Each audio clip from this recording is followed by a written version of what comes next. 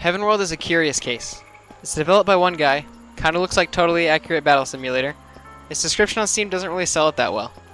I happened upon Heavenworld while scrolling through the early access section on Steam, because I love torturing myself with incomplete games, I guess, and I thought it looked cool. It was 40% off and had good Steam reviews, so I bit the bullet and started the download. I have to say, I was pleasantly surprised with it. It's definitely unfinished and very, very early access, but the mechanics and features that are currently implemented are pretty cool and work well for the most part. The game is actually kinda set up like the show Westworld, with the first thing you see being a bustling cyberpunk city. It surprised me at first because it's definitely not what I expected. You walk up to this well-dressed man and inquire about his amusement park, which is Heavenworld itself actually. He tells you that it's a virtual world that takes you back in time. Then you're led to a clunky and messy looking UI that lets you customize your game completely. This is where the game really started to grab my attention. You pick the win condition, starting equipment, your class, your faction status, the amount of other factions on the map, their faction status, enemy equipment, survivor count, zombie count, loot pools, and so much more. I left everything on default settings the first time I played it, and it played like a low poly version of DayZ at first. I searched buildings for guns, ammo, crafting materials, and had the occasional encounter with a zombie. Then I found a faction. When I approached them, I had a multitude of options, including requesting to join the faction, to which they declined because my trust level was too low, and then asking them for missions. I proceeded to do a few missions for them to gain their trust, like curing one of their own from a disease and delivering a letter to a different settlement.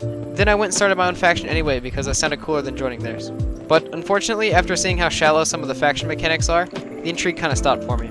You have to have a good imagination and a knack for role-playing if you want to get into this game. I have both of those things, but only for a certain amount of time, which led me to lose interest after playing for about 2 hours.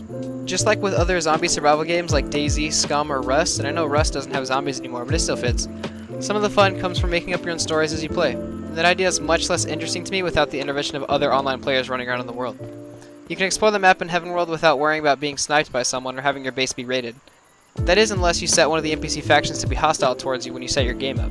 This probably sounds like a plus for some people because you can't just suddenly lose all your progress like you can in those other games, but it makes the world itself feel less dangerous. It removes the risk and reward you have when venturing out in other survival games. But like I said, this could be a plus for some people.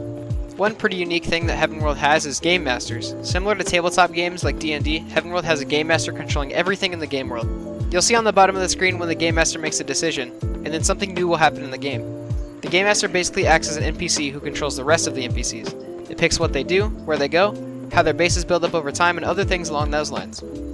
I think this game would really benefit from a multiplayer mode where one player is the game master and one or more survivors try to compete to complete the win condition before anybody else. There are a ton of game masters to pick from when you first start the game, ranging in a bunch of different difficulty levels. These are sure to add a decent amount of replayability because each one is supposed to have different ways it goes about running the game. Let's talk about the actual gameplay now. In Heavenworld, you can switch between first and third person, but first person is way more broken and goofy than third person at the moment. Aiming down sights in first person doesn't center the reticle or anything, so the gun ends up pointing to the left side of the screen.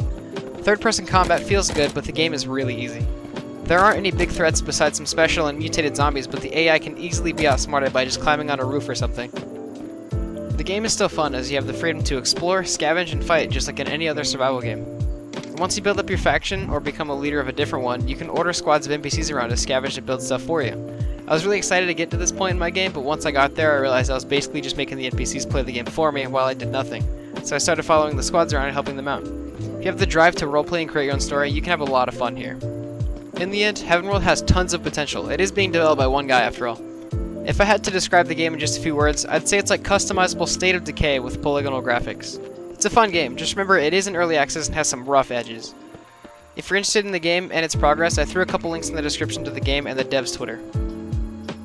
Thanks for watching, guys. Another dumb little video for you. You guys liked the cycle video a lot, so I figured I'd do a second one. So keep an eye out for the next one. I think I'm going to be talking about a game called Xanima in the next one. It's a little really hard game, so look out for that one. Thank you guys for watching. I love you. Goodbye.